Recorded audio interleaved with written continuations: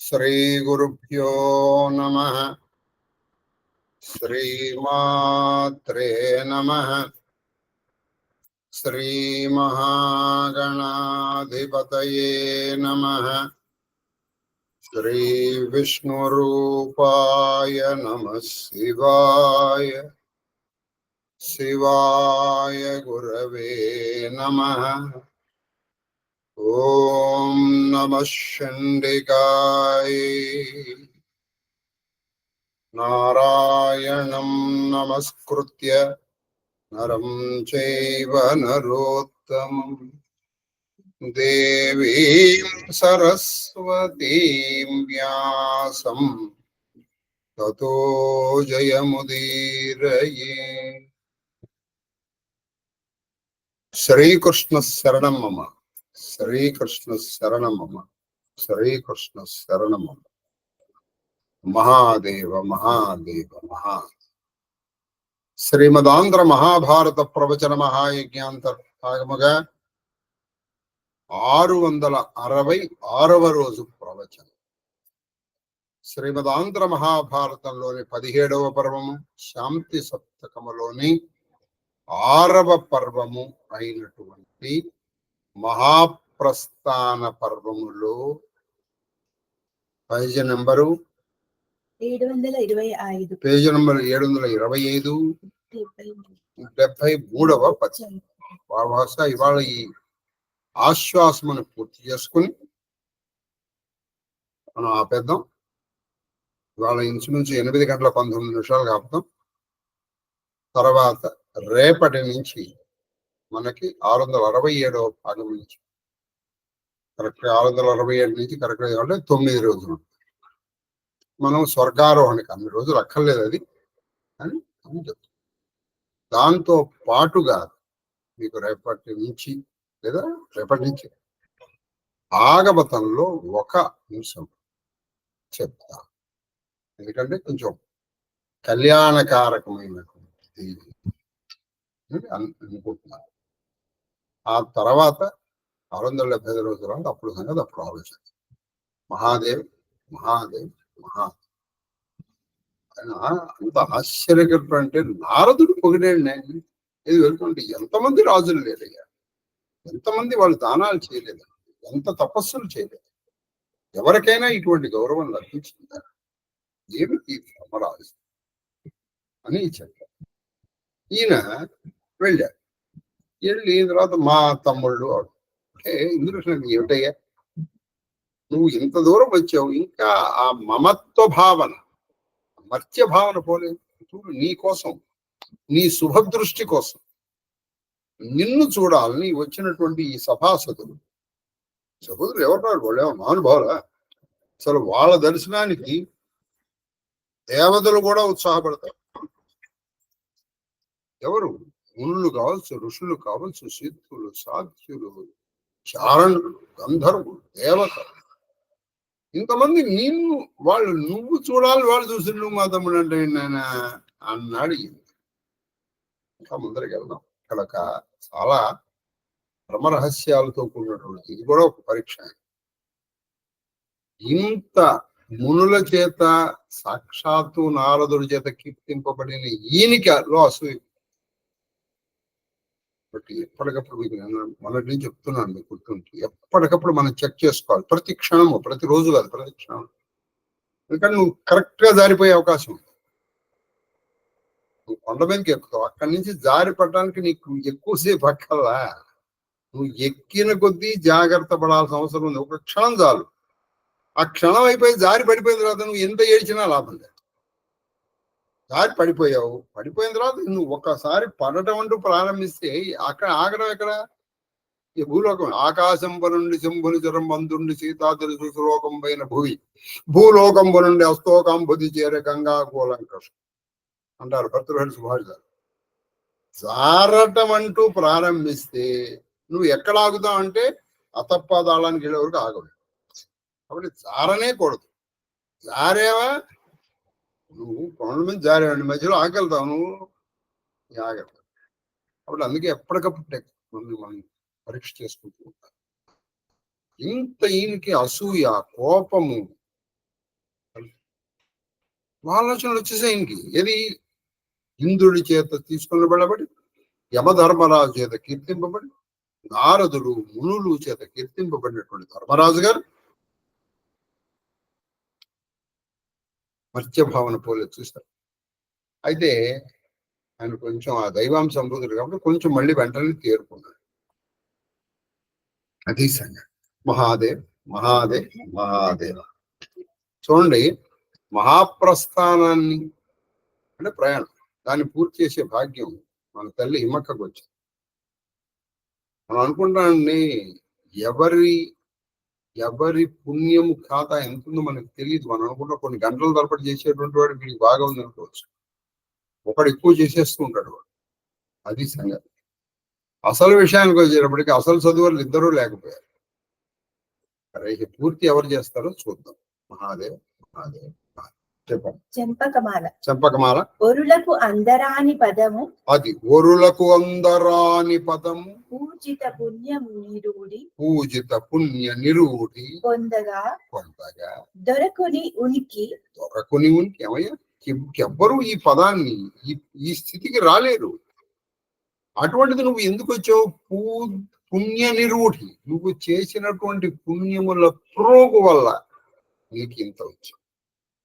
ఇంత పుణ్యం వచ్చిన తర్వాత ఇంకా మా తమ్ముళ్ళు నా పక్షాన చేసిన నా అని నువ్వు అన్నావంటే నీకు పోలేదు కదా. నువ్వు ఇంకా ద్వైతంలోనే ఉన్నా అన్నంత వరకు నీకు ద్వైతం ఉంది. అద్వైత స్థితికి వస్తే గాని నీకు ఆ అమృతత్వం లభించదు. అద్వైతం అంటే నువ్వు ఈ రెండు లేవు, జీవాత్మ పరమాత్మ రెండు లేవు, లేదా జీవులు ఇంతమంది లేరు, ఉన్నది ఒకటే అనే పూర్తి ఎరుక. ఊరికే అది చెప్తే అది తెలియడం కాదు, అది అనుభవంలోకి వచ్చినప్పుడు కానీ నీకు ఆ ముముక్షత్వం రాదు. కానీ నీకు వచ్చింది, నువ్వు ఇక్కడికి వచ్చేసావు. ఇక్కడికి వచ్చిన తర్వాత నువ్వు పడిపోతానంటావేంటి అన్నట్టుగా ఒక చిన్న సున్నితమైనటువంటి హెచ్చరిక చేస్తున్నాడు ఇంద్రుడు. నీ వికృత దూర మనస్కత కాదే. నీ వికృత దూర మనస్కత కాదు. నువ్వు ఇంత దానికి ఎందుకు వచ్చావంటే ఏ విధానమైనటువంటి వికారము లేనటువంటి నీ మనస్సు వల్ల కాదు. ఎందుకని నువ్వు అరణ్యవాసంలో ఖేదపడలేదు, అజ్ఞాతవాసంలో ఖేదపడలేదు. ఆ తర్వాత ఎన్నో కష్ట నష్టాలకి నువ్వు ఎదురొడ్డావు. ధర్మం ఎప్పుడూ తప్పలేదు. అందువల్ల కదా నువ్వు ఇంత స్థితికి వచ్చావు నాయన ధర్మరాజా. నీ సహోదరులు, అది నీ సహోదరులు భవన్ మహోన్నత పదస్థితి కర్హులే. అది మహోన్నత పదస్థితి కర్హులే చెప్పారు. చాలా బాగా గుర్తుపెట్టుకోండి ఈ పద్యాలు. మనం మహాదేవుడి దేవలో కొంచెం నెమ్మదిగా చెప్పుకునే అదృష్టం మనకు వచ్చింది.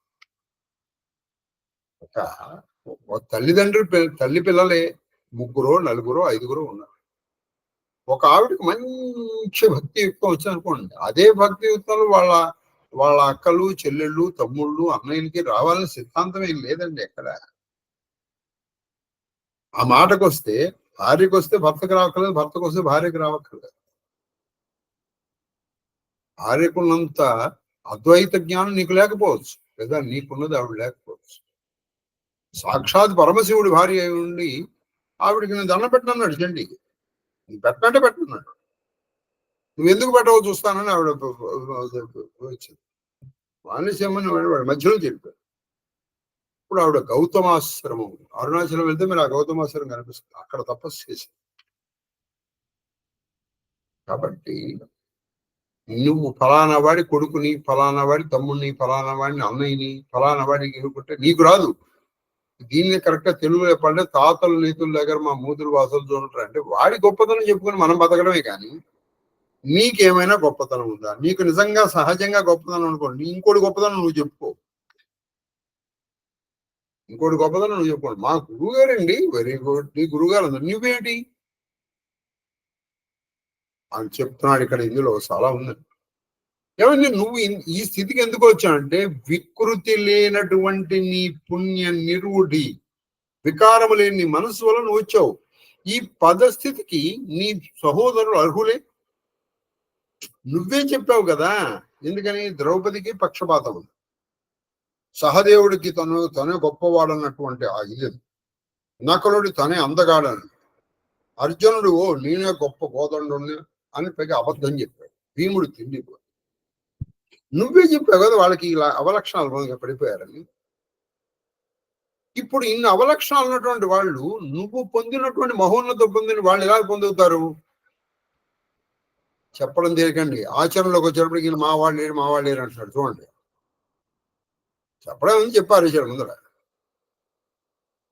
మన ముందర కోరాను కడుపు నొప్పి వచ్చినా కడుపు నొప్పి తట్టుకుని నువ్వు పూజ చేయగలిగినప్పుడే గొప్పవాడురా అని చెప్పాను. ఒకరోజు అదే కడుపు నొప్పి నాకు వచ్చింది. ఏం గురువు గారు కడుపు నొప్పి తట్టుకుని పూజ చేస్తారని నా కడుపు నొప్పి అంట. అంటే ఎదుటివాడికి చెప్పడానికి, ఎదుటివాడికి చెప్పేటందుకే నీ దురువు, వాడికి చెప్పారేస్తావు. అందుకే నువ్వు ఏది చెప్పాలంటే నువ్వు ఆచరించి కలిగిందే నువ్వు ఎదుటివాడికి చెప్పాలి. నువ్వు ఆచరించలేనిది ఎదుటివాడికి చెప్పాలి. కాబట్టి నీవు పొందినటువంటి మహోన్నత స్థితిని నీ సహోదరులు పొందడానికి వాళ్ళు అర్హులేనా? నువ్వు చెప్పు. నువ్వు ధర్మరాజు ధర్మ నిర్ణయం చేయలేని. తొంటి నెయ్యము పొరయుని దేవతాత్మకుల బుద్ధి ఎరంగుము నీ విశేషము. తొంటి నెయ్యమును పొరయు. ఇంత పూర్వం నీకు వాళ్ళతో మంచి స్నేహం ఉంది, అది అంత తొందరగా పోదు. కానీ ఇప్పుడు నువ్వు దైవత్వం పొందినటువంటి బుద్ధి తెలుసుకుని ఆయన ధర్మరాజా, ఈ కన్నులు నేను చూపిస్తానని చెప్పాను, చూపిస్తాను. మా తమ్ముళ్ళు మా పక్షాన్ని పోయినటువంటి వాళ్ళందరూ ఏమైపోయారు? మా పక్షం. ఈ మా భావన పోగొట్టుకోవాలి. ఇదే కదా భగవద్గీత యొక్క సారం కూడా అదే. ఇప్పుడు నువ్వు నా వాళ్ళని చంపనంటావంటే నువ్వు నీ వాళ్ళు ఎవరన్నా? అర్జునుడు చెప్పింది ఏంటి? నేను చంపనంటారు ఆయన. ఆయన ఏం పెద్ద అహింసా సిద్ధాంతవాది కాదు ఆయన, గుర్తుపెట్టుకోండి అర్జునుడు. అందుకే కృష్ణుడు కోపం వచ్చి తిట్టాడు. క్లైబ్యమాస్మ క్లీబి అనగా ఆడామగా కానీ. ఇక బుద్ధి పోలేదురా. లేకపోతే నా వాళ్ళని చంపడం అంటే నువ్వు అంటే నీ వాడు కాకపోతే చంపేస్తావా? అంతే కదా వాడు. అది సంగతి చెప్పాలి. కందపద్యం అని ఇట్లాడిన సర్వభువనపతియు సర్వభువనపతియు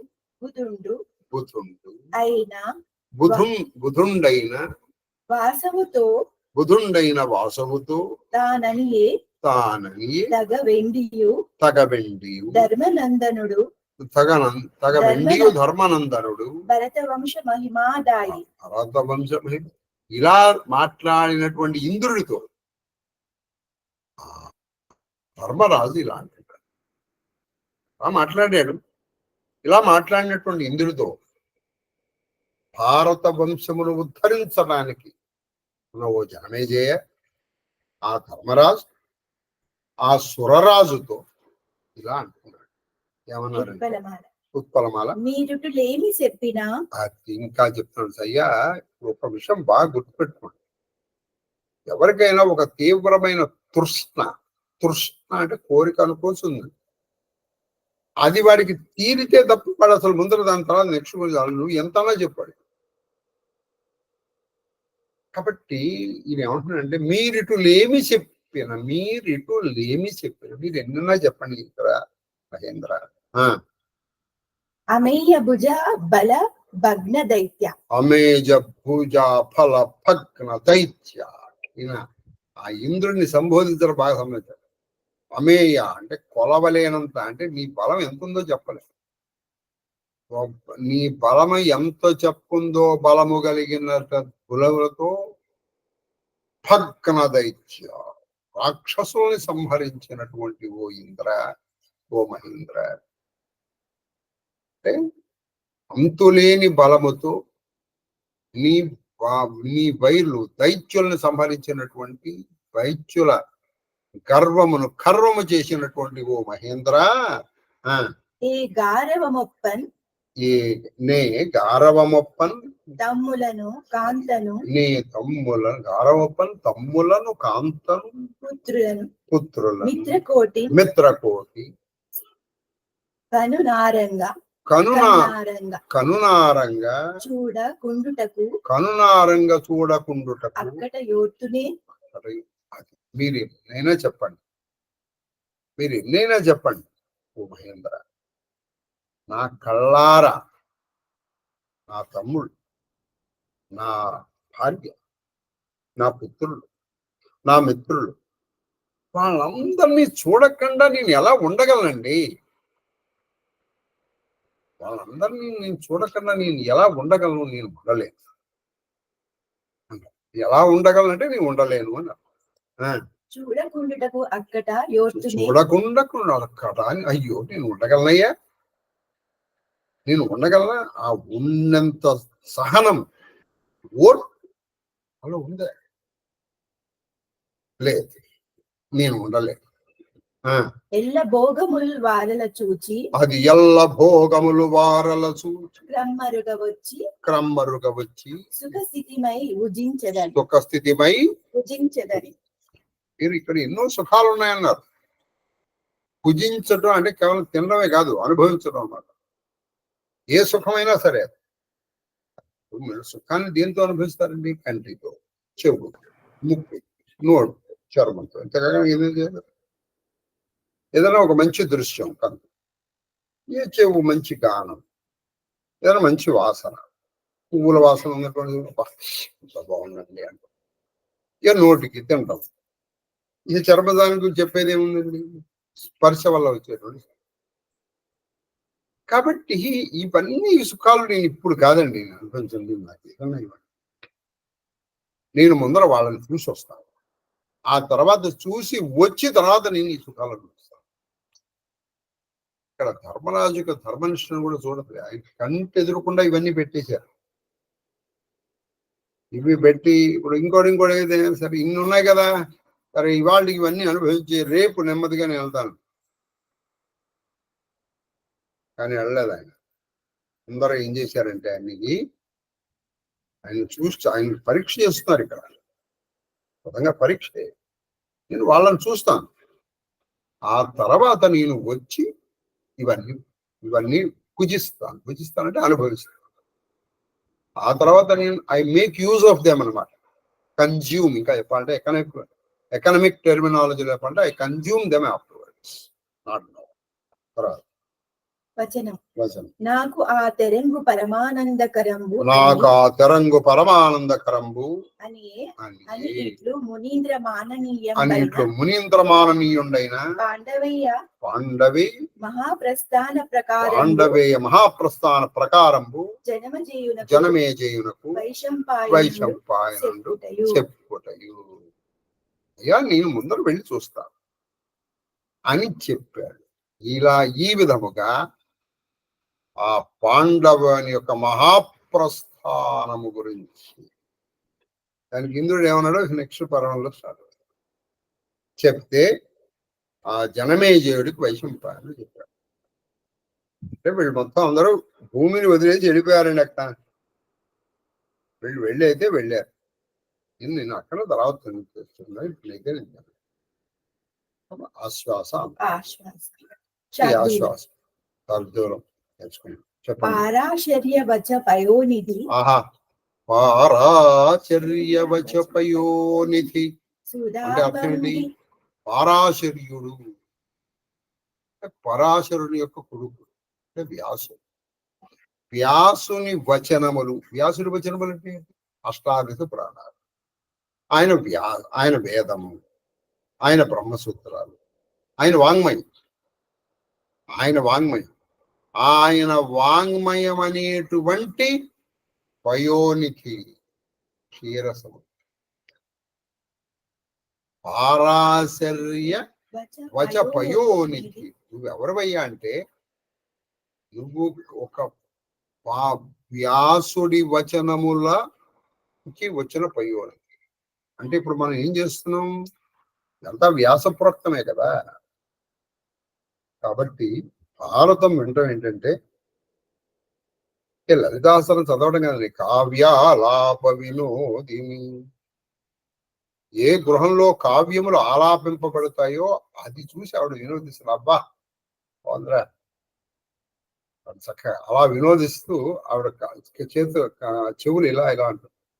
అప్పుడు ఏం జరుగుతుంది? ఆ చెవులకి 2 తాటకి కొట్టుకోండి.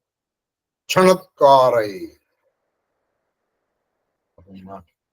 ఆ కావ్యాలాపాన్ని అలా మనం చేసేదంతా ఇదంతా ఆవిడ అర్చన.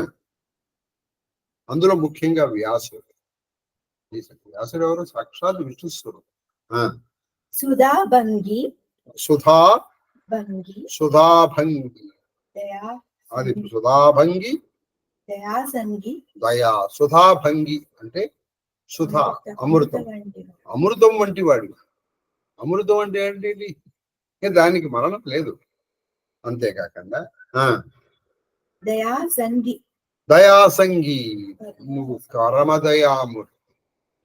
దయ ఆకారము దాల్చినటువంటి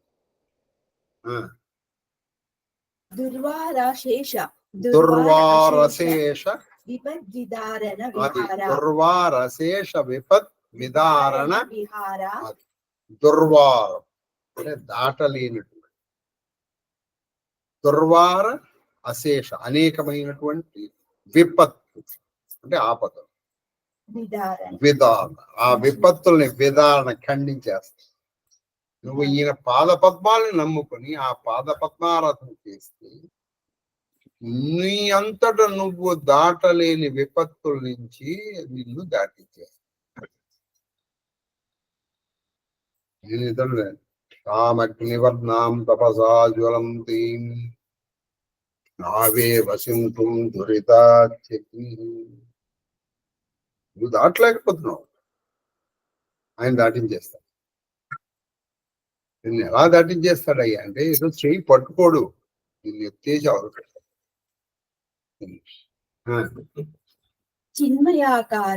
చిన్మయాకార. నీ ఆకారం ఎటువంటి? చిన్మయం. చిన్మయం అంటే చితి ప్లస్ మయము చిన్మయము. చితి అంటే జ్ఞానం. అది చిదేకరస రూపే. చిత్ ఏకరస రూపే జ్ఞానం. కోత పోసినటువంటి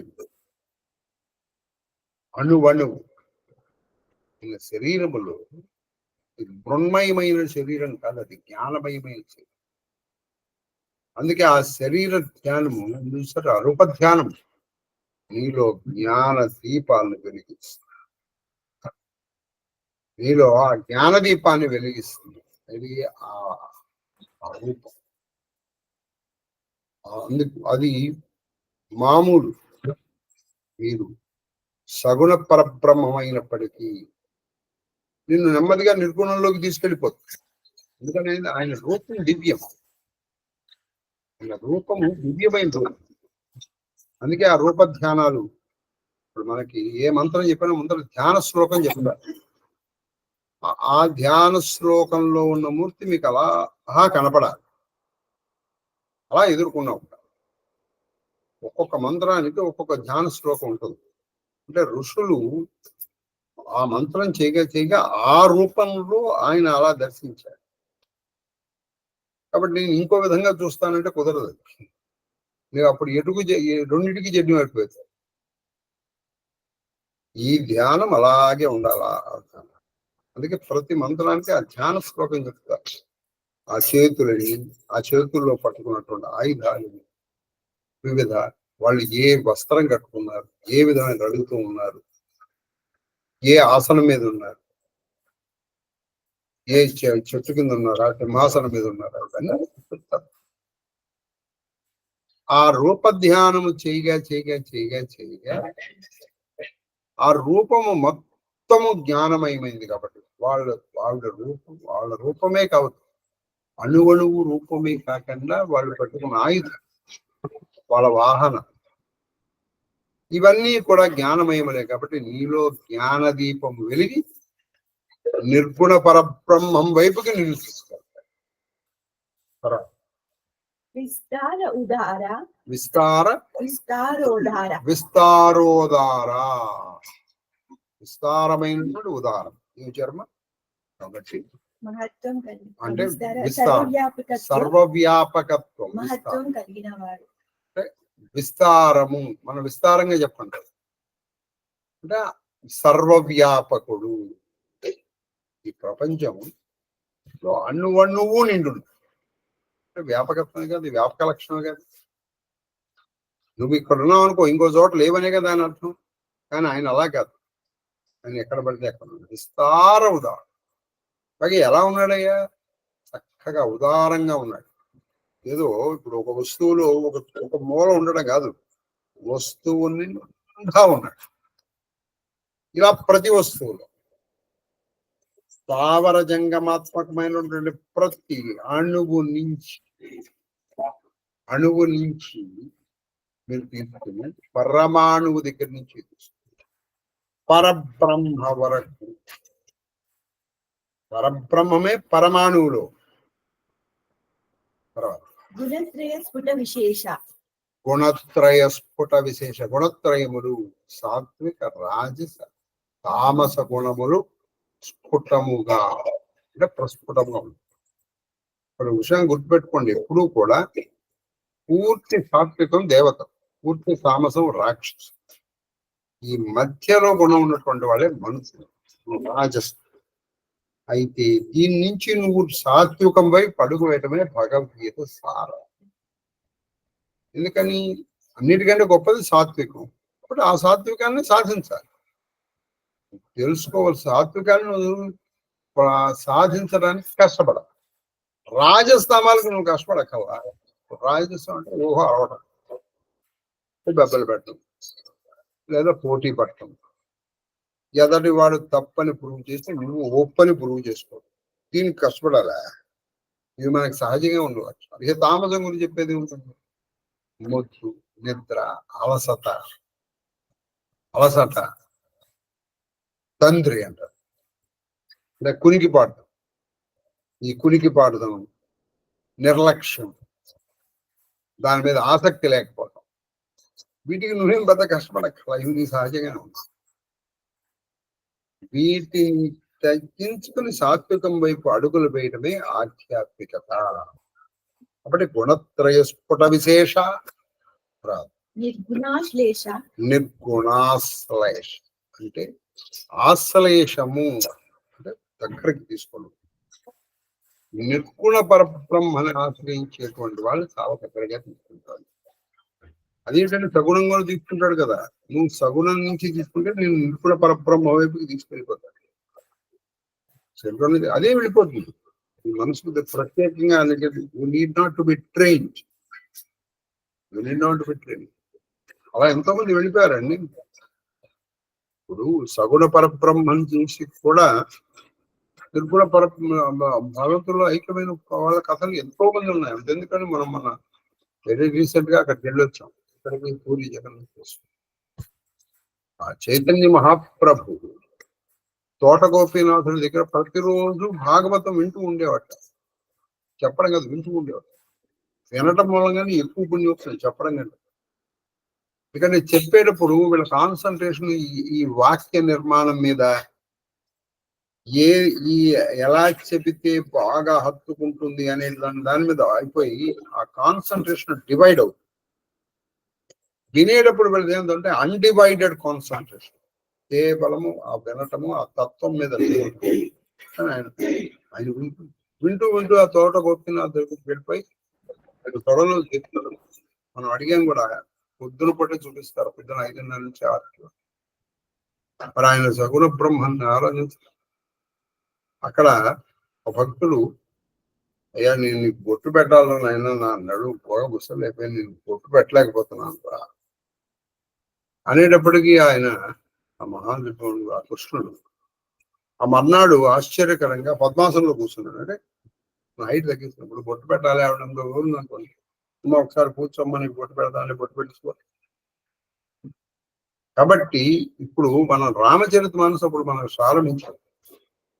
దాని యొక్క అసలు ముఖ్యోద్దేశం అంటే సగుణ పరబ్రహ్మ నిర్గుణ పరబ్రహ్మ ఉపాసన ఒకటే అని నిరూపించడమే రామచరితమానస్. వాళ్ళ మధ్య ఒక వాదన జరుగుతుంది, నిర్గుణ పరబ్రహ్మ గొప్పదని. లేదు, నేను సగుణాన్ని కూడా ఆరాధించవచ్చు, దీంట్లో సమన్వయం ఉంది. సగుణోపాసన ఏమి తక్కువైంది కాదు, అది నిర్గుణోపాసన శ్రేష్టం, అందులో అనుమానం లేదు. కానీ సగుణోపాసన ఏమి తక్కువైంది కాదు. ఇట్స్ నాట్ సెకండ్, టు నిర్గుణ పరబ్రహ్మ. అయితే నీకు ఆ ధ్యానం బాగా కుదిరిన అనుకోండి, ఇంకా పంటే నిర్గుణ పరబ్రహ్మ సగుణోపాసనలో వీళ్ళు ఆనంద పరవశలు అయిపోతారు. ఎందుకని ఆయనతో వీళ్ళు ఆడుకోవచ్చు, మాట్లాడవచ్చు, తిరగచ్చు. కాబట్టి కేవలం జ్ఞానం మీద వచ్చేది నిర్గుణ పరబ్రహ్మ. కాబట్టి నిర్గుణ సగుణములు ఆశ్లేషము అంటే దగ్గరికి తీసుకున్నాం. తర్వాత మా గౌరీ తోజ్వల తత్వభాసర, మా గౌరీ తోజ్వల, మా గౌరీ తోజ్వల ఉజ్వల తత్వ ఉజ్వల, మా గౌరీ తోజ్వల, మా గౌరీ తోజ్వల తత్వభాస్వర. మా అంటే లక్ష్మీదేవి, గౌరీ అంటే ఈవిడ, మా అంటే లక్ష్మీదేవి. అందుకే మాధవుడు అంటాం. మాధవుడు అంటే ధవుడు అంటే భర్త అని, మా అంటే లక్ష్మీదేవి. మా గౌరీ తోజ్వల తత్వభాస్వర అంటే ఒకవైపు లక్ష్మి, ఇంకోవైపు గౌరీ, ఉజ్వలముగా ప్రకాశిత తత్వములు. అంటే అక్కడ వాళ్ళ స్వరూపాలు కావు. లక్ష్మీ తత్వం ఏమిటి, గౌరీ తత్వం. లక్ష్మీ తత్వం అంటే ఏమిటి, ధనమగ్నిర్ ధనం వాయువు ధనం సూర్యో ధనం వసో ధనం ఇంద్రో బృహస్పతి వరుణం ధనమస్తి. గౌరీ అంటే ఏమిటి, శక్తి. నీలో ప్రన్న శోభ అంటే కళ, అది లక్ష్మి. నీ ప్రతి అవయవంలో ఉన్న శక్తే గౌరీ. ఆ తత్వాన్ని తెలుసుకోవాలి. అందుకే లక్ష్మీదేవి చాలా కళావంతంగా ఉంటుంది. అందుకని లక్ష్మీదేవి ఆరాధన చేస్తే డబ్బులు వస్తాయి, గౌరీదేవి ఆరాధన ఇది కాదండి, కాదు. లక్ష్మీదేవి కానీ గౌరీ తత్వం కానీ తత్వము అంటే వాళ్ళ యొక్క అసలు స్వరూపం. దాన్ని ఏం చేశారు, ఈ ఇప్పుడు మీకు ఇక్కడ చెప్తానండి. తత్వము నిర్గుణం. తత్వమునకు ఒక ఆకారం ఇచ్చామనుకోండి, అది సర్వం. అయితే నువ్వు ఇవ్వడం కాదు, ఋషులు దర్శించారు. అందుకే లక్ష్మీదేవి చాలా ధనంగా ఆవిడ బాగా ధనం కురిపిస్తున్నట్టు ఈ గౌరీదేవి శక్తి మామూలుగా. ఎందుకంటే శక్తి కనిపించదు. శక్తికి ఈ అలంకారాలతో పని లేదు. శక్తిని నువ్వు ఎలా అలంకరిస్తావని చెప్పండి. శక్తిని నువ్వు ఆరాధించగలవు, శక్తిని పెంపొందించుకోవాలి. కానీ లక్ష్మి కనపడుతుంది నీ దగ్గర. శోభ నువ్వు దాచినా దాచలేవు లక్ష్మి. లక్ష్మి అంటే ఇప్పుడు నువ్వు దగ్గర డబ్బులు బంగారం ఏంటి నువ్వు దాచుకోవచ్చు. నీ ముఖంలో ఒక మంచి కళ ఉందనుకోండి, అది నువ్వు దాచగలవా? తీసుకొచ్చి నువ్వు మసి పూసుకున్నది బాగానే ఉంది. నిజాకారాత్మక త్రీశ్వర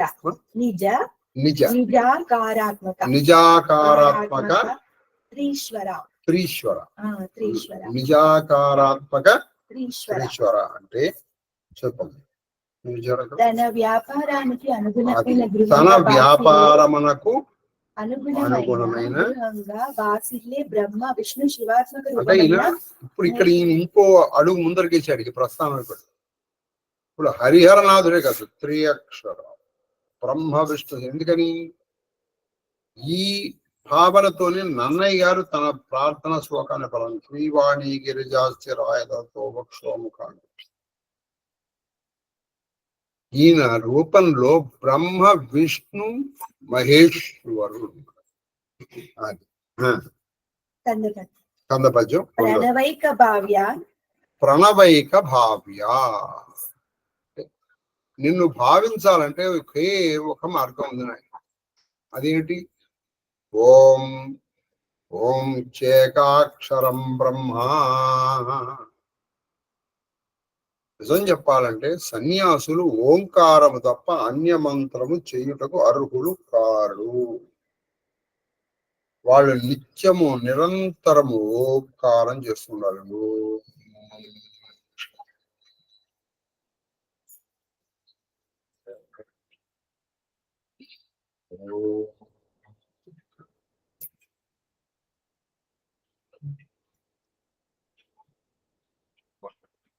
అప్పుడు వాళ్ళలో నాదాన్ని వాళ్ళు వినగలుగుతారు. వాళ్ళలో నాదాన్ని వాళ్ళు వింటారు. ఈ మధ్యకాలంలో వాళ్ళు మంత్రాలు చేయడమే కాకుండా వాళ్ళు మంత్రాలను ఉపదేశించేస్తున్నారు. కాబట్టి నువ్వు ఆ ఓంకారము చేయడం వల్ల నీలో ఉన్న నాదాన్ని నువ్వు తెలుసుకోగలవు. అది తర్వాత సురరక్షణ కేళి స్తవ్య. సురరక్షణ కేళి స్తవ్య. నీకు ఒక ఆట ఉన్నది. ఏమిటయ్యా ఆట అంటే దేవతల్ని రక్షించాలనేటువంటి ఆట నిన్ను ఎప్పుడు పొగుడుతూ ఉంటారు. ఇప్పుడు అదే ఆట కదండి. కృష్ణావతారం ఎత్తాడు, ఇదిగో ఎన్నో మంది రాక్షసులు. అది మనం స్థుతించట్లే, మనం చదువుతున్న నిజానికి నిజంగా వీళ్ళని శిక్షించాలి అనుకుంది. వీళ్ళని శిక్షించాలి, వీళ్ళని రక్షించాలంటే ఆయనంతటా ఆయన ఒక అవతారం ఎత్తాలండి. అవతారం ఎత్తి ఆయనలాగా మనలాగా పుట్టి పెరిగి ఒక తల్లి ఒక తండ్రి అన్ని కావాలంటారా? ఆయన కావాలి. ఆయన సృష్టి స్థితి సంహార తిరోధాన అనుగ్రహములు చేయగలిగినటువంటి వాడు. అసలు మొత్తం సంహారం చేసి వదల పారేసి ఎంతసేపు చెప్పండి, వీడు లెక్క. కానీ మరి ఎందుకింత చేస్తున్నాడు? ఇదిగో ఇది నువ్వు విని అని బాగుపడటం కోసం. మనం బాగుపడాలి కదా. మనం బాగుపడాలంటే ఒక మార్గం ఉండాలి కదా. నువ్వు బాగుపడాలి కదా. బాగుపడాలంటే మార్గం ఉండాలి అక్కర్లేదా? ఉండాలి. ఏం మార్గం? ఇప్పుడు అందరూ మంత్రాలు చేయలేడు కదా. చక్కగా మోక్షం చెప్పుకో. గజేంద్ర మోక్షం చెప్పు. గజేంద్ర మోక్షం తీసుకోవచ్చు, పుణ్య కళ్యాణం తీసుకోవచ్చు. అలా చెప్పుకొని వాళ్ళని అలా రక్షించారని. అది ఎప్పుడు స్తవనము అని కీర్తింపబడి. అది చెప్పడం వల్ల మన జీవితాలు బాగుపడిపోతాయి. తర్వాత జన్య సకల ద్రవ్య. జన్య సకల ద్రవ్య అంటే అన్ని ద్రవ్యములు వస్తువు. జన్య అన్నిటి యందు నువ్వు ఉన్నావు. పుట్టదగిన అన్ని వస్తువులను కలిగిన వాడ. అన్ని వస్తువులు జన్య పుట్టదగిన వాడు. పుట్టదగిన వాడు అంటే ఏంటి? అన్ని వస్తువుల్లో నువ్వు ఉండదగిన వాడు, ఉండేవాడు. ఇంకో విషయం అంటే ఆయనకి మనలాగా ఈ భేదాలు లేవు. ఆయనకి ఇప్పుడు మీకు గాలిని తీసుకున్నాండి, వాయువు మురుగు నీరు నుంచి వస్తుంది అంటాం మనం. ఆయన చీ అన్నాడు. ఆయన పోనీ వా అని చెప్పేసి మనం ఏం చేస్తాం? మనం వేగం పెంచేసి వెళ్ళిపోతాం అక్కడి నుంచి. ఆయన వేగం పెంచడం, అలాగే వేస్తాడు. మంచి సువాసన ఉంది, అబ్బా అని గాలి అక్కడ ఆగిపోతుంది. అక్కడ ఎంత వేగమో ఇక్కడ ఎంత వేగం. ఇది తీసుకెళ్తాడు. ఇది తీసుకెళ్ళినప్పుడు ఆయనకి వేగం పెరగదు తరగదు. అది తీసుకెళ్ళినప్పుడు వేగం పెరగదు తరగదు. ఇదే మనం నేర్చుకోవాలి. అంటే మన జీవితంలో గడిపేటువంటి లాభ నష్టాలు కష్ట సుఖాలకి మనం కదలకుండా ఉండగలుగుతుంటావు ఆధ్యాత్మికం వైపు అడుగులు వేస్తావు. నువ్వు ప్రతి చిన్న దానికి కదిలిపోతున్నావు. ఆధ్యాత్మికలో అడుగు కాదు కదా, ఇంకా పాతాళం వైపు వెళ్ళిపో. ఈ చిన్నదానికి నువ్వు కదిలిపోతున్నప్పుడు ఇంకా నువ్వు ఆధ్యాత్మిక అడుగులు ఏముంది ఇక్కడ? ఒకటి ప్రతికూల పరిస్థితి వచ్చింది, సరే కాదు, కొంచెం తాత్కాలికంగా నువ్వు వెంటనే నువ్వు ఎంత త్వరగా, మీకు ఎన్నోసార్లు ఈ విషయం చెప్పాను, నువ్వు ఎంత త్వరగా నీ స్వస్థితికి వస్తావో అంతగా నువ్వు ఆధ్యాత్మికంగా పెరిగావు. అసలు నీకు స్వస్థితి నుంచి నువ్వు దూరం అవ్వట్లేదు. తీసేయి, నువ్వు చివరి మెట్టుకి చేరిపోయావు. ఆధ్యాత్మికంలో నువ్వు మెట్లున్నాయనుకోండి, నీకు నీ స్థితి నుంచి, నీ స్థితి ఏంటి? ఆనందమైన స్థితి, ఏ వికారము లేని స్థితి. ఆ స్థితి అది ఆనందమైనా సరే గుర్తుపెట్టుకోండి. ఆనందం అంటే సంతోషకరమైనట్టు. వీడు ఉప్పొంగిపోయి వాడిని పట్టుకోలేక ఎగరపోకూడదు. ఎంతసేపు పని మళ్ళీ మనం వదిలేసి, ఇటు సంతోషం కలగలకన్నా ఇటు బాధ కలిగించే వస్తువుల నుంచి ఇంకా పళ్ళ పెండిలో ముందనుకోండి, అది ఇలా తిరిగి ముందర తిరిగేటప్పుడు ఎక్కువగా తిరుగుతుంది. ఇది తిరుగుతుంది, కుదురుతుంది, వాళ్ళ నెమ్మదిగా తిరుగుతుంది, ఒక స్థితికి వచ్చి ఆగిపోతుంది. ఇది ఎంత తొందరగా నువ్వు వచ్చి నీ మామూలు స్థితికి నువ్వు వస్తావో దాన్ని బట్టి నువ్వు ఆధ్యాత్మికలో ఎంత ఎత్తుకెదిగామని మనం నిర్ణయించవచ్చు. ఏ వికారాలని సంతోషము, దుఃఖము, కోపము, బాధ, అసూయ, ద్వేషము,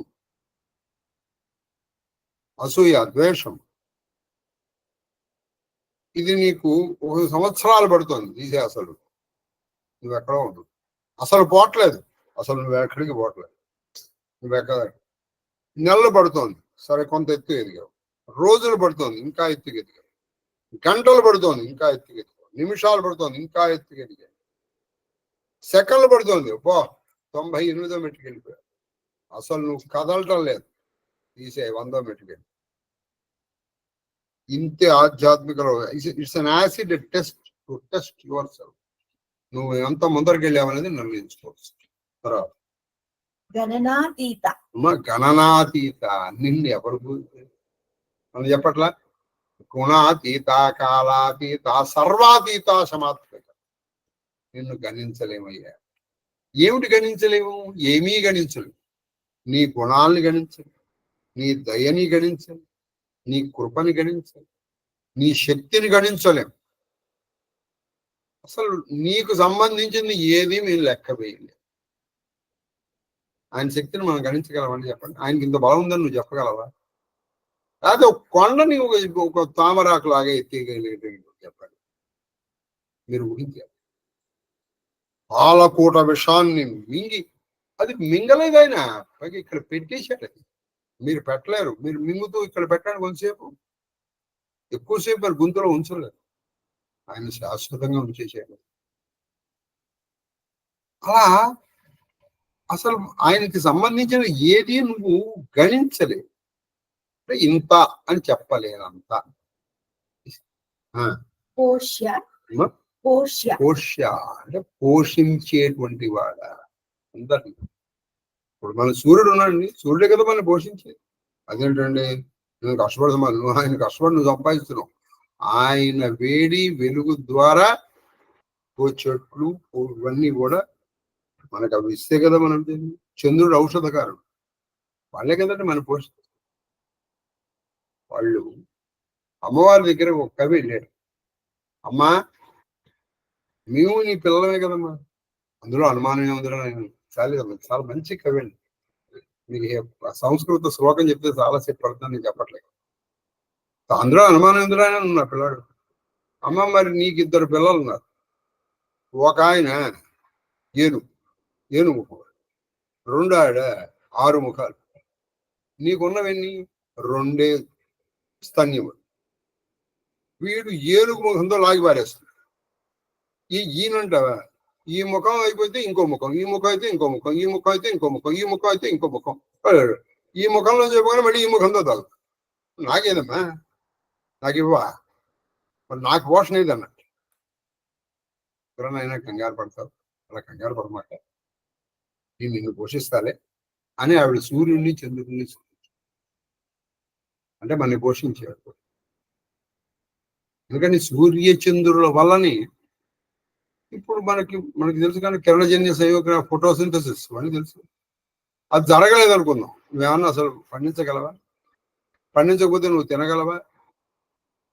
నీకు దగ్గర ఎంత డబ్బులున్నా, వాడు ఇప్పుడు కోటీశ్వరుడు అయినా మామూలు అన్నమే కానీ బంగారాన్ని మింగలేడు కదా. వాడు దగ్గర బంగారం ఉంది, ఆకలిస్తే అది తీరుస్తుందా? మళ్ళీ దాన్ని తెలుస్తా. కాబట్టి జనాల్ని పోషించేటువంటి వాడ. తర్వాత ప్రణత వ్రాత ప్రణత వ్రాత, వ్రాతము సమూహం అందరి చేత నమస్కరింపబడే సంఘములు కలిగిన వాడ. తర్వాత నిరీహ భక్తి ప్రీత అమ్మ, నిరీహ భక్తి నిరీహ భక్తి. ప్రీత ఆయనకి ఏ భక్తి అంటే చాలా ఇష్టం అంటే నిరీహ అనగా కోరిక లేని బాగా గుర్తుపెట్టి, ఆయన ఏ ఏ ఏ భక్తులు అంటే ఆయనకి ఇష్టం అంటే, ఏ భక్తి అంటే ఆయనకి ఇష్టం అంటే కోరికలు ఏమీ లేకుండా. మీకు ఇంతకు పూర్వం నేను వెంకటేశ్వర స్వామి గురించి ఒకసారి చెప్పాను. మన వెంకటేశ్వర స్వామి హుండీలో డబ్బులు వేస్తాడు. ఏ కోరిక లేకుండా నువ్వు వెళ్ళి 10 రూపాయలు వేసావు అనుకో, ఆ 10 రూపాయలు తీసుకెళ్ళి ఆయన అప్పు తీర్చుకుంటాడు. అలా కాకుండా నాకు ఈ కోరిక తీరాలి అని వేసాం అనుకో, ఆ డబ్బులతో వాళ్ళు ఏం చేస్తారు, టీటీడీ మెయింటైన్ అవుతుంది, జీతాలు వచ్చారు, ఇది ధర్మ కార్యక్రమాలకు వినియోగిస్తారు. ఎక్కడో నువ్వు కొట్టుకొచ్చింది అక్కడ ఇచ్చావు, అదేం జరుగుతుందంటే ఏ టీటీడీ వ్యక్తితో వాడు భక్షించడానికి ఉపయోగిస్తాడు. అంటే వీడికి కొట్టుకొచ్చింది ఇంకోటి భక్షిస్తాడు, ఈ పాపాన్ని వాడు షేర్ చేసుకుంటాడు. దాంట్లో దాన్ని టచ్ చేయడు. దాన్ని ఇది నేను చెప్పింది అబద్ధం అనుకుంటే వెంకటేశ్వర మహత్యం చదువుకోండి, అక్కడ ఆయనే చెప్పాడు. ఇప్పుడు ఆయన కలియుగంలో ఇలా వస్తారు, వేస్తారు. వాళ్ళు ఏదైనా కోరికతో వచ్చిన దాంతో ఈ తిరుమలని మన అడ్మినిస్ట్రేషన్ ఖర్చులకు వాడండి, అంటే తిరుమల పరిపాలనా ఖర్చులకి వాడండి. కోరిక ఏ కోరిక లేకుండా వేసింది మాత్రం నాకు ఇవ్వండి, అవి నేను కుబేరుడికి తీర్చుకుంటాను, నా అప్పు తీర్చుకుంటాను. అందుకే నా అప్పు తీరట్లా. మనం అనుకున్నా ఆయన కోటీశ్వరుడిని ఇంకా అప్పు తీరకపోవడం ఏంటంటే, ఇంకా అప్పు తీరకపోవడం అప్పు తీరుతుందండి. మనం కోరిక లేకుండా వేసావా, వేసింది ఆయన తీర్చుకుంటాడు. అలా కాకుండా నువ్వు ఇంకోని ముంచి తీసుకెళ్ళిన డబ్బుని చూసావా, అదేం జరుగుతుంది, ఎవడో దాన్ని కాజేస్తాడు. అయ్యా దాన్ని ఎంతమంది కాజేస్తున్నారో మనకి తెలియదే ఉంది. అక్కడ ఏమన్నా మంచి పోస్ట్ వచ్చిందంటే ఏంది, బంగారం బాతుకుంటే అని అనుకుంటున్నాడు వాడు. కాదు, వీడి పాపాన్ని వాడు షేర్ చేసుకుంటాడు. ఈ బంగారం ఉండదు, ఆ బంగారం. కాబట్టి ఇక్కడ ఏం చెప్పారు, నిరీహ భక్తి ప్రీత, ఏ కోరిక లేకుండా చక్కగా కొంచెం. ఇప్పుడు మీకు ఒక చిన్న ఉదాహరణ, ఒక తండ్రి ఉన్నాడు, ఒక కొడుకుడు. వాడు కాళ్ళు విసిగాడు, అబ్బా మంచిగా నాన్న కాళ్ళు పోయినాయంటే బాగా, నాన్న నీ ఆస్తి నాకు ఎప్పుడు రాసిస్తావు అన్నాడు. కాళ్ళు విసిగినని చెప్పు, నేను కాళ్ళు వదులు కళ్ళు వదిలిపోరా అంటే. అలాగే గురుగారి దగ్గరికి కూడా నిరీహ భక్తి ప్రీత, ఏదో కోరికతో వచ్చాను. జ్ఞానం కోసం ఎంతమంది వస్తున్నారు. మొన్న ఎప్పుడో నాకు తెలిసి ఈ హిమక్కతో చెప్పాను, ఏమీ లేకుండా జ్ఞాన సముపార్జన కోసం మాత్రం వచ్చేటువంటి బాగా. అరే కోరికతో వచ్చేవాళ్ళు కానీ ఆయన చేసుకుంటారో బాగున్నాడు. కాబట్టి ఆయనకి ఏ భక్తి అంటే ఇష్టం అంటే, ఏ కోరిక లేక మనం భక్తిగా ఆయన మీద ప్రేమతో, అదే ప్రేమ. మనం పూరిలో అదే కనిపిస్తుంది మనకి.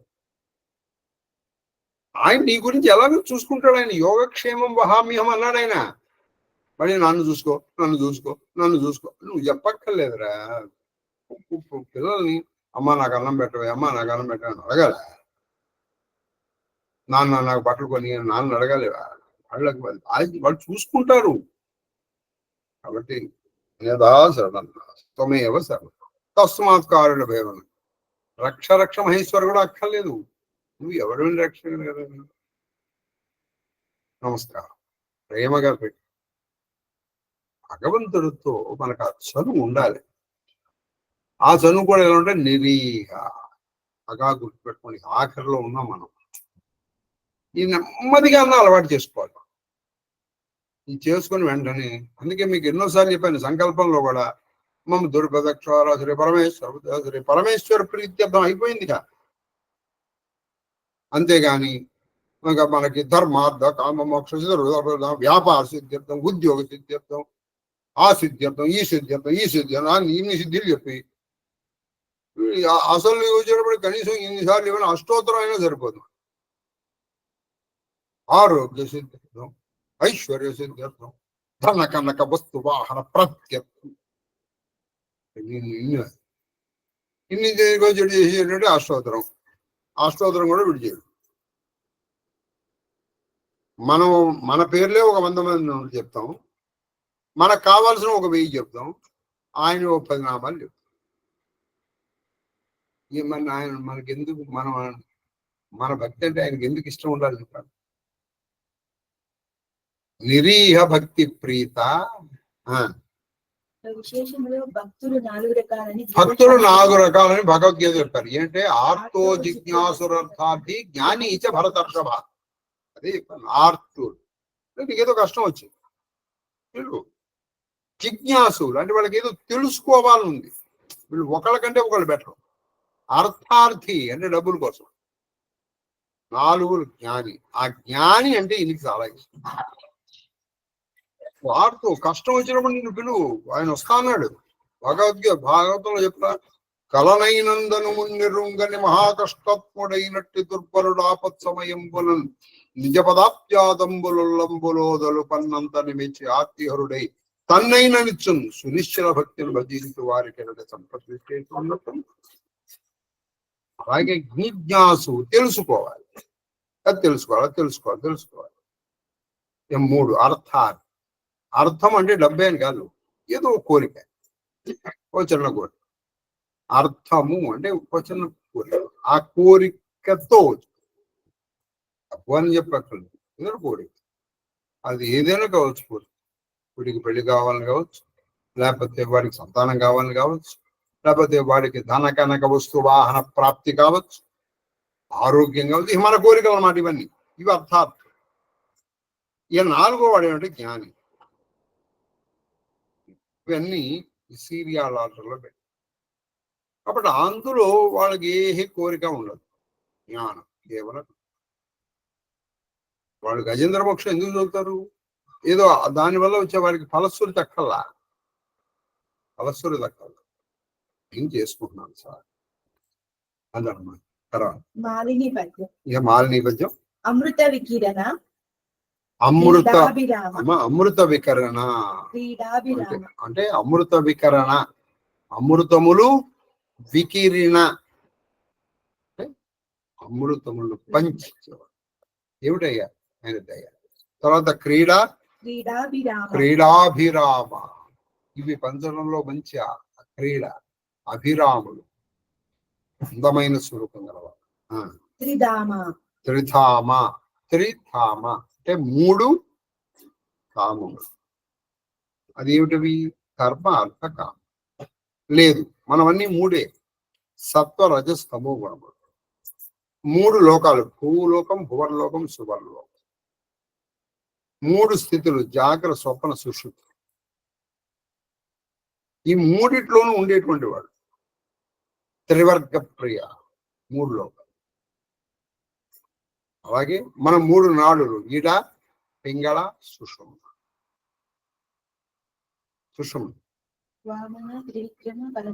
అది వామన, త్రివిక్రమ, పరమేశ్వర. తర్వాత చెప్పాను 3 లోకాలు, భూరిగుణం, అంతరిక్షము, స్వర్గలో అన్ని 3 ఉంది. తర్వాత దమిత సకల దైత్యోద్వాహ,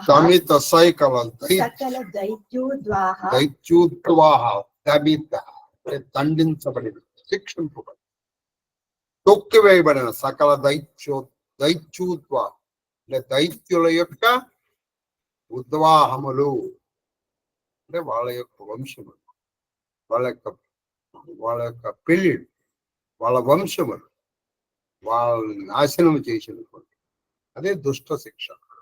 తర్వాత విజ్ఞాన దేహ.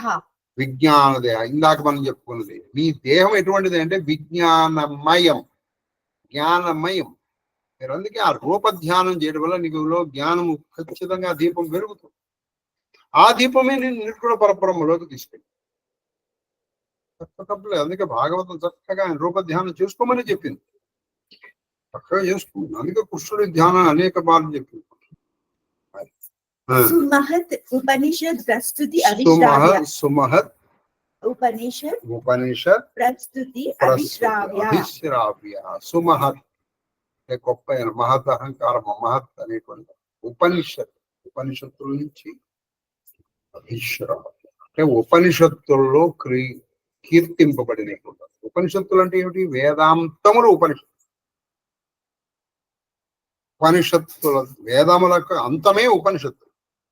అందులో అభిశ్రావ్య కీర్తింపబడి చాలా సుశ్రావ్యంగా కీర్తింపబడింది. తర్వాత సేవ్య శమన రమణశీల. సేవ్య అందరి చేత సేవింపబడేది. శమన రమణశీల. శమన అంటే నిగ్రహం. రమణశీల రమణుడు అంటే ఆనందపరము. అంటే ఆయన ఎప్పుడు జ్ఞానము ఆనందము, జ్ఞాన ఆనంద స్వరూపం. తర్వాత సంభృతానంద లీల. సంభృతము నిండిపోయినటువంటి ఆనంద లీల. ఇవన్నీ చేయడం వల్ల మనలో ఆనందాన్ని పెంపొందించు. తర్వాత విశేషంలో ఆ లీలలో భాగమే ధర్మానందనాథులు మహాప్రస్థానం. అందుకే ప్రస్థానానికి దొడ్డాలు చిత్రం. ఇదంతా ఏమిటి? ఆనందంలో భాగం. తర్వాత అతి చిత్రమైన కుక్క వెంటబడటం. అది ధర్ముడి రూపాన్ని. ఇంకొంచెం కుక్క వెంటబడటం అంటే ఏమిటి? కుక్కను నేను అసహించుకోలేదు. ఆయన కుక్కలో కూడా పరబ్రహ్మాన్ని చూశాడు. అదే మనకి భగవద్గీతలో విద్యా వినయ సంపన్నే బ్రాహ్మణే గవిహస్తే సునిచైవ పాకే చ పండిత సమదర్శన అని చూశాడు కాబట్టి ఆయన పెట్టుకున్నాడు. ఇంద్రుడు దాన్ని కుక్కగా చూశాడు. అంటే అప్పుడు నేను పరీక్షించడానికి అనుకున్నది వేరే విషయం. వచ్చింది ఆ కుక్క స్వరూపంలో ఉన్నది ధర్మరాజు ఆయన తెలుసు. ఇది శ్రీ ఉభయ కౌమిత్ర కొమ్మనామాచ పుత్ర బుధారాజ నగరాజ తిక్కన సోమయాజ ప్రణితంపైన శ్రీ మహాభారతం పరందు మహాప్రస్థాన పర్వం సర్వం ఏకాశ్వాసం సమాప్తం. ఓం సహనావతు సహనౌ భునక్తు సహ వీర్యంగరవావహై తేజస్వినావధీతమస్తు మా విద్విషావహై. ఓం శాంతి శాంతి శాంతి. రేపటి నుంచి స్వర్గారోహణ పర్వము, శాంతి సప్తకములో ఆఖరి పర్వము, శ్రీమదాంధ్ర మహాభారతములో 18వది ఆఖరి పర్వముని మనము ప్రారంభించాం. ఇప్పుడే నా మనసులో ఒక ఆలోచన వచ్చింది. మనము ఈ చదివే అవకాశం ఎవరైనా శ్రద్ధాళువులు ఉంటే వాళ్ళకు కూడా ఇవ్వదలుచుకున్నాం. ఎవరన్నా రావచ్చు, అది వచ్చి చదువుకోవచ్చు. భారతం చదివే అవకాశం మళ్ళీ మీకు వస్తుందని మీరు అంటే 1 గంట ముందర వస్తే మీరు ఎలా చదవాలో నేను ప్రాక్టీస్ చేస్తాను. కనీసం 2, 3, 10. మేము ఎక్కడ వస్తామండి? హాయిగా ఇంట్లో కాళ్ళు చాచుకుని సోఫాలో కూర్చుని 2 చేతులు వెనక్కి పెట్టి హరిహరనాథుడే వస్తే వస్తాడు, లేకపోతే పోదు. చెప్పు మళ్ళీ నాకు చెప్పాలని. ఫాస్ట్. ఓం ధూపమాగ్రాపయామి. అయ్యా వచ్చే పర్వము 97 పద్యాలు ఉన్నాయి. మనకు 666 అంటే ఇంకా 9 రోజులు ఉన్నాయి. ఈ 9 రోజుల్ని 97 పద్యాలని మనము పంచుతాం. ధూపమాగ్రాపయామి దీపం దర్శయామి ధూపదీపానంతరం శుద్ధాచమనీయం సమర్పయామి నైవేద్యం నివేదయామి. ఓం భూర్భువస్సువ. కూర్చొని పెట్టకపోయావా? కూర్చొని పెట్టు. ఓం భూర్భువస్సువ సర్వచైతన్య రూపాంతమద్యం విద్యాంచ ధీమహి బుద్ధిం యాన ప్రచోదయాత్ సత్యందేన పరిణంజామి అమృతోమృతోమృతోరణమదే శివ షోడశ సహస్ర భార్య పష్టపట్టమశి పుత్ర పౌత్ర పరివేషిత శ్రీకృష్ణ పరమాత్మనే నమో నమః. ఓం ప్రాణాయ స్వాహ ఓం ప్రాణాయ స్వాహ ప్రాణాయ స్వాహ ప్రాణాయ స్వాహ ఓం సమానాయ స్వాహ ఓం బ్రహ్మాయ స్వాహ దేవానీం ఆజమనీం సమర్పయామి తాంబూలం సమర్పయామి తాంబూలయర్వణానంతరం సమర్పయామి మంగళమానీరాజన దీపం. మహాప్రస్థాన పర్వము యొక్క ఫలము అందరికీ లభించుగాక. అనాయాసేన మరణం వినాదైన జీవితం. ఓం శ్రీకృష్ణ యదుభూషణ నరసఖ శృంగార రత్నాగ లోకద్రోహి నరేంద్ర వంశదహన లోకేశ్వర దేవదాలీక బ్రాహ్మణ గోగణార్తిహరణ నిర్వాణ సంధాయక నీ పునృప్యదృంపవే భవదతరు నిత్యానుకంపానిధి. ఆనంద మంగళ కర్పూర నీరాజన దీపం దర్శయామి నీరాజనానందరాజమన్యం సమర్పయామి. నమస్కరోమి హర నమ పార్వతీపదే హర హర మహాదేవ హర. వజ్రం వాపమహీభృతం భవగదోద్వేగస్య సిద్ధౌషధం మిథ్యాజ్ఞాన నిశా విశాలతమసా దిక్మాం సుబింబోదయం క్రూరక్లేశమహీరుహమురుదరజ్వాలాజనాలం శిఖీద్వారం నిర్వృత్తే సద్మనో విజయతే కృష్ణేది వర్ణద్వయం చామరభ్యామి స్వస్తి ప్రజాభ్య పరిపాలయంతాం న్యాయేన మార్గేణ మహిం మహీషా గోబ్రాహ్మణేభ్యః శుభమస్తు నిత్యం లోకాః సమస్తాః సుఖినో భవంతు కాలే వర్షతు పర్జన్యः పృథివీ సస్యశాలినీ దేశోऽयं శోభరహితో బ్రాహ్మణాः సంతు నిర్భయాः పుత్రాः పుత్రిణः సంతు పుత్రిణः సంతు పౌత్రిణः అధనా సమృద్ధో జీవేమ శరదాం శతం మాం సహ కుటుంబం సశివ పరివారం రక్షन्तు సర్వశివ పరివార చ ధర్మబద్ధ మనోరథ ఫలజతు కరోనా నివారణం స్వధర్మస్య నాశోస్తు ధర్మస్య విజయోస్తు. సర్వం శ్రీకృష్ణ చరణారవిందార్పణమస్తు. గురవే కుజమంతే మహాదేవ మహాదేవ మహాదేవ మహాదేవ మహాదేవ మాస్టరు.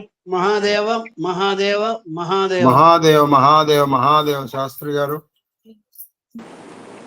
మహాదేవ గురు గారు. మహాదేవ మహాదేవ మహాదేవ మూర్తి గారు. మహాదేవ్ మహాదేవ్ మహాదేవ్ గురుగారు. మహాదేవ మహాదేవ మహాదేవ మా కామాక్షమ్మ గారు. మహాదేవ మహాదేవ గురుగారు. మహాదేవ మహాదేవ మహాదేవ నాయన కేక్యూ. మహాదేవ మహాదేవ మహాదేవ గురు. మహాదేవ మహాదేవ మహాదేవ తల్లి శ్రీలలిత. మహాదేవ మహాదేవ గారు గురుగారు. మీ పాద పద్మములకు నా శిరస్సు అని చెత్తుకోటి నమస్కారాలు. అమ్మగారి పాద పద్మములకు నా శిరస్సు అని చెత్తుకోటి నమస్కారాలు.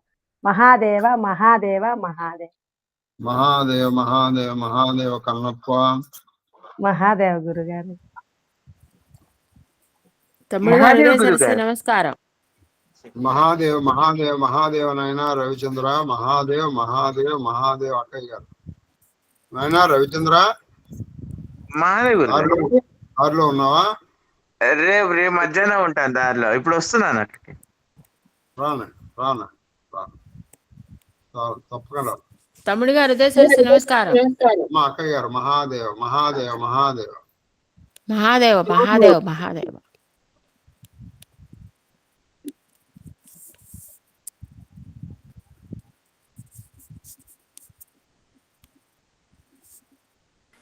మాస్టర్ గారు నమస్కారం. మహాదేవ మహాదేవ మహాదేవ మహాదేవ్. జయలక్ష్మి గారు మహాదేవ్. మహాదేవ. నేను నన్ను చెప్పింది అక్షరాల సత్యం. అయితే ఆవిడ నన్ను చెప్పొద్దంది, కానీ ఒక మంచి పని చెప్పింది విన్నారు కదా. నాకు దీంట్లో ఒక 50,000 రూపాయలు తక్కువైంది. అక్షరాల 50,000 జయలక్ష్మి గారే ఇచ్చారు.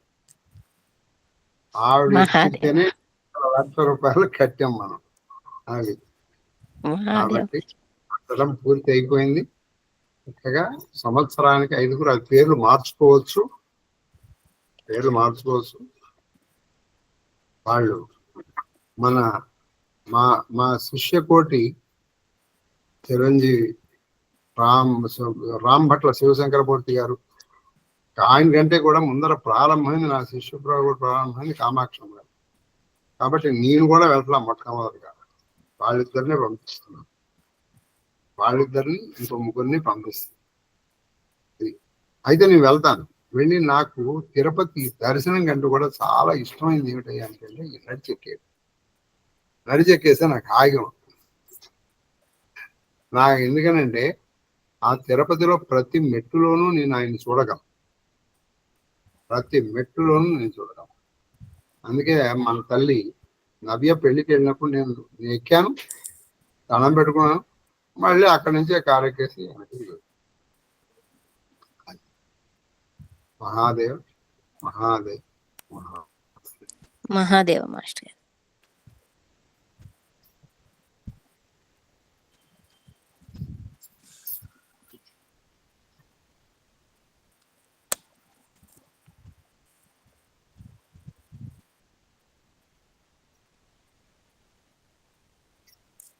ఇది ఆప్షన్ తొందరగా